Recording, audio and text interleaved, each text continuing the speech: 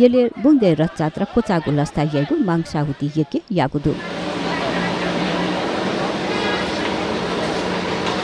परापूर्व कालनिसे जात्रा कोचागु सन्देश स्वर्ग लोक व पातल लोके छेगु परम्परा कथा मांगसाहुति येके यागु ख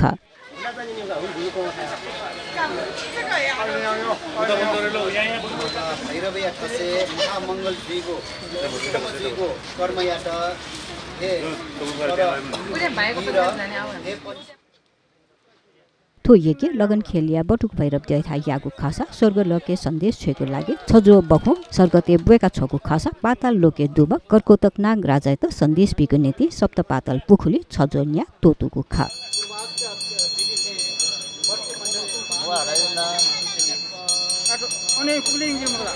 खबर नेने मात्र न श्री जतारकी त्यसको मिलाइला जिया कसो बोको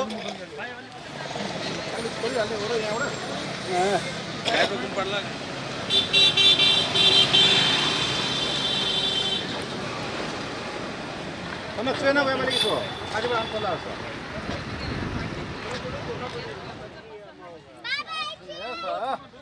Bistara ko ke bistara. Bistara somsomina ke ke. न्यानुन मत आजको यो मांगसाहुति यज्ञ भनेर भन्छन् हैन अहिले भर्खरै किरणजीले बताइहाल्नुभयो के गर्छ भनेर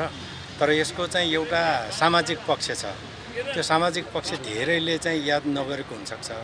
नेवार सभ्यतामा कुनै पनि जात्रा पर्वहरू कुनै पनि इभेन्ट गर्यो भने त्यसको लास्टमा अडिट गर्नुपर्छ जसरी हाम्रो वार्षिक अडिट हुन्छ त्यस्तै पनि यो जात्राको अडिट हो यो जात्रा चाहिँ कुन किसिमबाट सम्पन्न भयो भन्ने सम्पूर्ण कुराहरूको अडिटिङ अहिले आज मांगसाहुति यज्ञ गर्दाखेरि त्यहाँ हाम्रो पान्जुहरूले गर्नुभएको छ त्यही खबरलाई चाहिँ स्वर्ग र मर्त्यलोकमा पठाउनको लागि काम भएको हो तर यसको पानीसँगको सम्बन्ध चाहिँ के हो भने यहाँ भएका पोखरीहरू कति महत्त्वपूर्ण छन् भन्ने खालका कुराहरू योसँग जोडिएको छ यहाँ माछा छोड्ने भएकोले नै यो पोखरी संरक्षण गर्नुपर्छ हिजो पोखरी त मिचिएर गइसकेको थियो व्यापारिक रूपमा चाहिँ प्रयोग गर्नलाई जग खनिसकेको थियो त्यसै हेर्कन स्कुलले आधाभन्दा बढी दशकौँदेखि खाइसकेको थियो तर यसलाई केले बचायो भने हाम्रो अमूर्त सम्पदा माछा छोड्नु पर्छ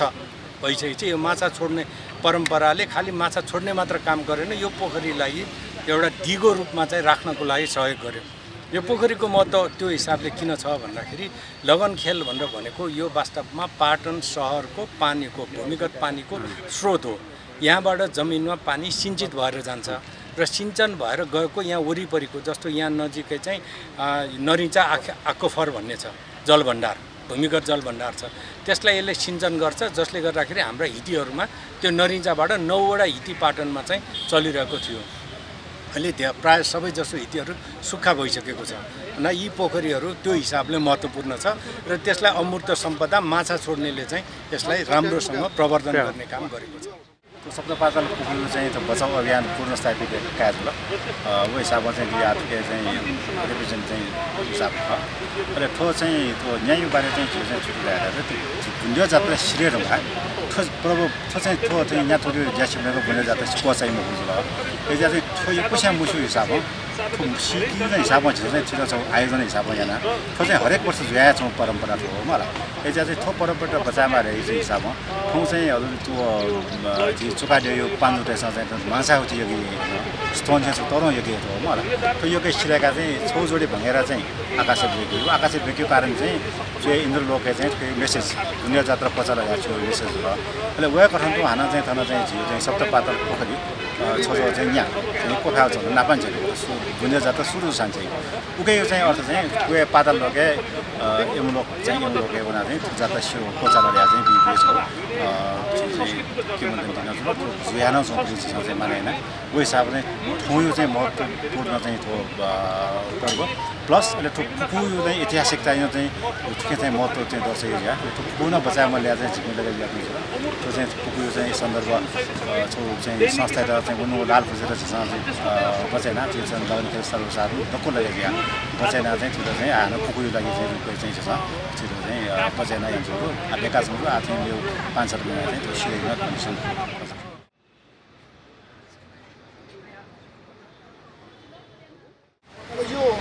श्री रातु मसिन्द्रनाथको रथयात्रा समाप्त भइसकेपछि जावलखेलमा भोलियात्रा देखाइसकेपछि रथयात्रा चाहिँ एकदम विधिवत तौरले एकदम राम्रोसँग सम्पन्न भयो भनेर स्वर्गलोक र मत्स्यलोकमा चाहिँ खबर गर्नुपर्छ भन्ने चाहिँ एउटा किंवदन्ती छ र सोही बमोजिम अब त्यसको जानकारी गराउनको निमित्त आज यहाँ चाहिँ बटुक भैरवमा चाहिँ होम आदि गरिकन एक जोडी भङ्गेर चाहिँ यहाँ छोडियो। त्यो चाहिँ स्वर्गलोकको निमित्त खबर गरेको र त्यसपछि अब मत्स्यलोकको निमित्त खबर गर्नलाई चाहिँ एक जोडी हिले माछा अलिकति सप्त पाताल पोखरीमा अलिकति छोड्न गइरहेको छ। यसको महत्त्व भनेको अब यो पोखरीको क्षेत्रफल भनेको 14 पनि 10 आना 2 पैसा हो र यसको उतातिर यो जुन हामीले पोखरी गइरहेका छौँ त्यो र यो दुईटा हामी जोड्छौँ, यसमा एउटा पुलको व्यवस्थापन गर्छौँ। तसर्थ त्यो र यो दुईटा पोखरी बस्दाखेरि लगभग 45 रोपनीको क्षेत्रफल हुनुहुन्छ। त्यसमा चाहिँ लगभग आधीभन्दा बढी चाहिँ हामी यसलाई चाहिँ पानीको पोखरी बनाउँछौँ। त्यो भनेको चाहिँ ग्रिन एन्ड ब्लूको चाहिँ फ्युजन पोखरी हामी बनाउन गइरहेका छौँ र त्यत्रो ठुलो पोखरीमा चाहिँ पानीको व्यवस्थापन गर्नु भनेको चाहिँ छनछुनी कुरा होइन र यो चाहिँ मतलब धेरै पुरानो यहाँ चाहिँ एउटा जुन राजकुलो छ त्यो राजकुलो 14.2 किलोमिटर हामी टिका भैरवमा छ त्यति पर छ। त्यहाँबाट चाहिँ हामीले त्यो राजकुलोलाई फेरि पनि जीवन्तता दिएर त्यहाँबाट पानी ल्याउनुको निमित्त अहिले हाम्रो पहिलो फेजको काम सम्पन्न भइसकेको छ। त्यो भनेको चाहिँ 4.33 किलोमिटरको काम सम्पन्न भयो। अब अर्को फेजको काम चाहिँ हामीले टेन्डर गरिसकेका छौँ। मलाई जहाँसम्म लाग्छ त्यो पनि छिटै सम्पन्न हुन्छ र त्यसपछि हामीले यो पोखरीमा पानी ल्याउनुको निमित्त चाहिँ व्यवस्थापन हुन्छ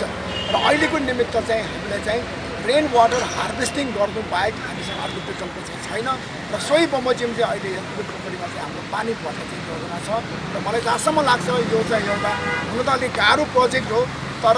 किरणजी उहाँको बुवा लगायत यहाँको चाहिँ स्थानीय जनताहरूको जुन किसिमको सहयोग र सहभागिता हामीले प्राप्त गऱ्यौँ त्यो भनेको चाहिँ यो पोखरीको प्रोजेक्ट चाहिँ सफलीकृत हुने भन्ने चाहिँ इन्डिकेसन हो र अहिलेसम्ममा चाहिँ यो पोखरीको काम चाहिँ एकदमै राम्रोसँग अगाडि बढिरहेको छ। तसर्थ मैले यहाँको किरणजी लगायत सबैलाई चाहिँ मैले चाहिँ ललितपुर महानगरपालिका र मेरो स्वयंको तर्फबाट मुडी धन्यवाद